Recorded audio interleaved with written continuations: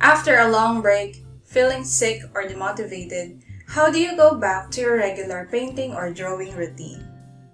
Well, if you're asking the same question while watching this class, then you're already partway there. Hello, I'm Bianca Lustre, a mom, cat lover, and an aspiring watercolor artist from Batangas, Philippines.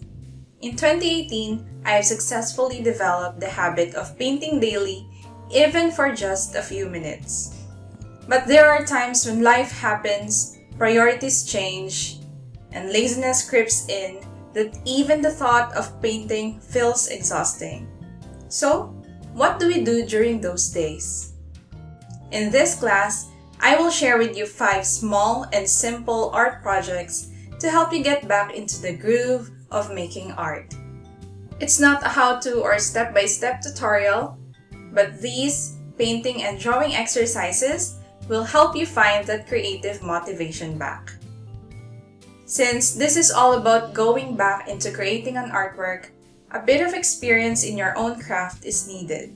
As a bonus, I will also discuss the simple strategy I follow to successfully develop the habit of painting daily. So, grab your materials and let's get started!